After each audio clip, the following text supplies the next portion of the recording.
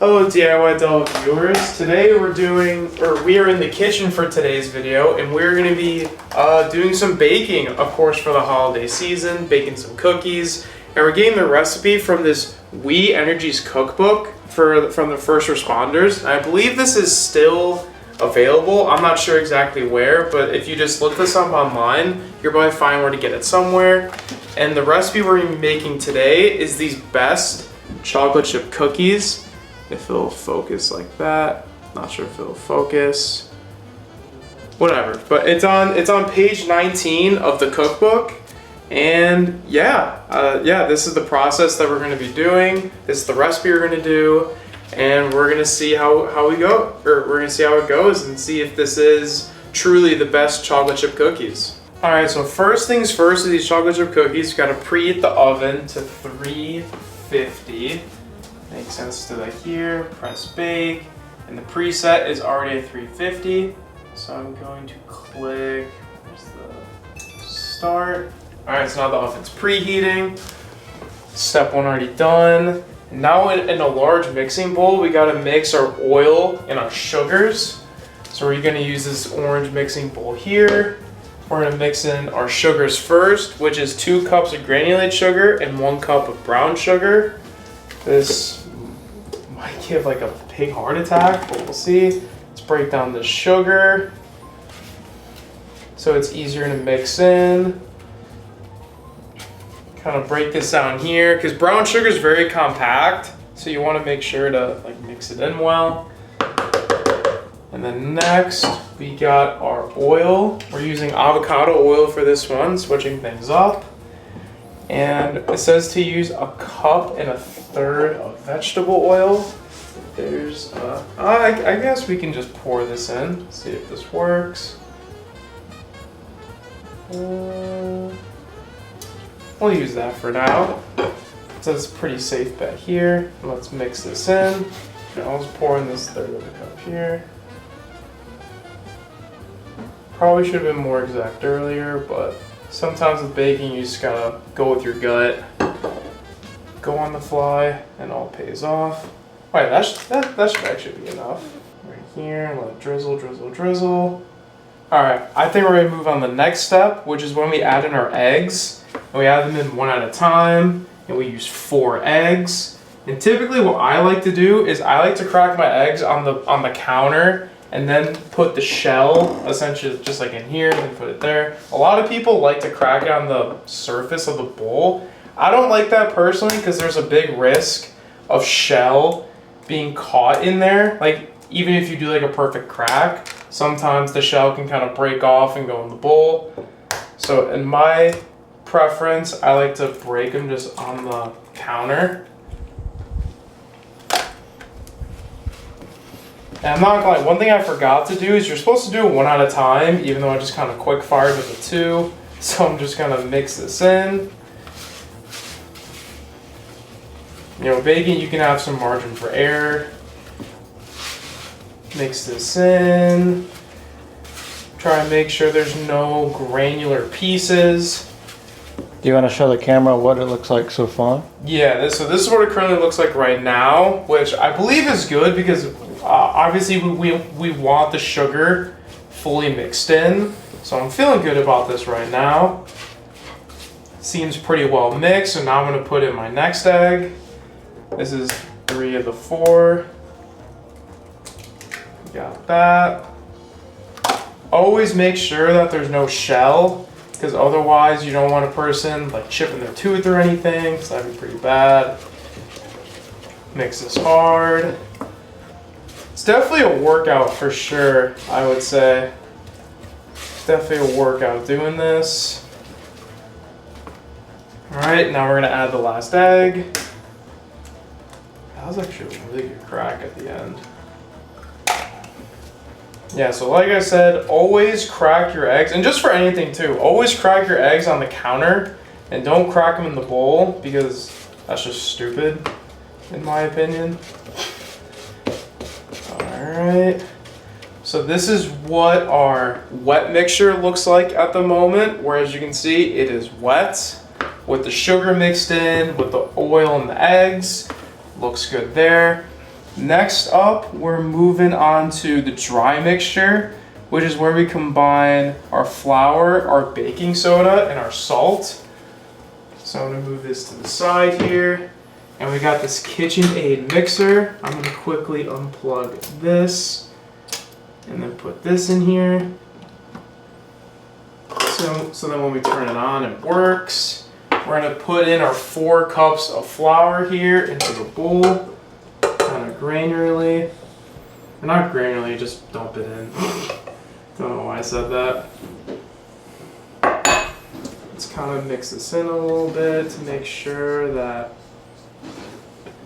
you know, it's evenly distributed. All right. Next up, we have our baking soda, which is we need 2 teaspoons of the baking soda. So let me get the teaspoon here. Pour this in, so that's 1.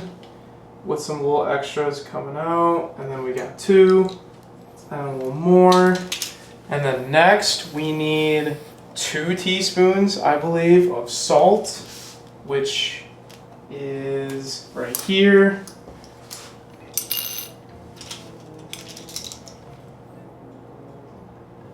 Got that. Then here, and not everyone has a stand mixer. You know, I used the wrong cap. Yeah, so not everyone has a stand mixer, and normally you have to do this by hand, which isn't a huge deal. You know, especially if you're pretty strong here. And now what we're gonna do is we're gonna set this on low. So we're gonna put this on low. And then next, we're gonna take our wet mixture here, and we're just gonna gradually pour it in and make sure it's well combined. So next, I'm just gonna pour in the rest of this wet mixture. Now, okay, we can see that our oven is preset to 350. Pour the rest of these in. We're gonna pour in some of these dark chocolate chips because we're using about 6 ounces of the semi-sweet and then 6 ounces of the dark chocolate to kind of get that good mix. And then just kind of gradually mix this. Maybe kind of difficult. I'm not gonna. Just kind of mix this in because I feel like it's mixed in well enough where the dough is just kind of sticking to the dough hook. So we're kind of mix this thing all together. And I think we're all set now, honestly. So if we look at our product right now, these are the chocolate chip mix. The top chocolate chips aren't fully mixed in yet, but that should be fine. I'm gonna wash my hands a little bit so I don't make too much of a mess. Now we have these baking sheets here, and what I'm gonna do is I'm essentially gonna put these here. And now I'll put the parchment paper on. You know, measure it out before you put it in.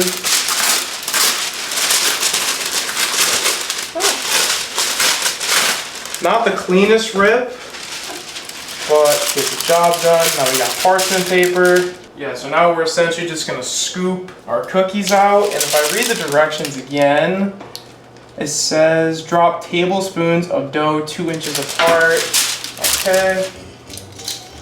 So we're gonna grab our tablespoon and essentially just do that. This one's kind of a big boy, so let's put that around more in the middle. I think for this batch, I think we could fit about 12 on here, I would say. Yeah, these are gonna be some hefty cookies for sure. But that's exactly what we want. We want some hefty cookies. Or one thing that'd be pretty cool is instead of having like 12 individual cookies, you can kind of combine these in like one cookie sheet. That'd be kind of cool. This is what's gonna go in the oven, which I believe is for like 10 to 12 minutes. We're kind of making like a cookie cake or like a cookie casserole, if you will. And essentially. Instead of just like plopping the cookies on there, we're gonna try and be a lot more efficient. Just dump a lot of the cookie batter or cookie mixture into here and just cook it that way. This is definitely gonna cook a lot longer than like the individual cookies itself, but it could be a lot more effective, and you could kind of turn them into brownies if the structure is like this. Who knows? And what I'm doing for the height, I guess, is the height is just enough where it covers the flat surface, where you want the entire surface area covered, but you don't want it super high, because if you see the cookies there, they're inflating quite a bit. And that's 10 minutes. And that's 10 minutes. We should probably leave them in maybe for a couple more minutes to like have them crisp up and not have them like super gooey, I guess, for a couple more minutes. And then we're gonna put in this cookie casserole in there as well. All right, so as we can see here, the cookies have fully baked, and we put them on these plates here, or this plate. They are kind of cold because they were done a little while ago, and we're cooking some more cookies here. As we have our cookie casserole, we have our cookie balls, you know, for meatball, represent, and then we have some more balls in there. I guess to kind of taste test these cookies.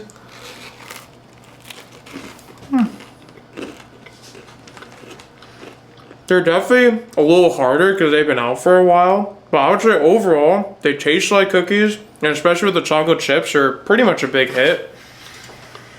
So I would say thank you to Lori. You know, this is the person who created this recipe for the best chocolate chip cookies, and I recommend that you guys give this a try and maybe try out a bunch of these recipes in here, as there's a bunch of different variety in here. So I would say this is a success, and signing out. Well done.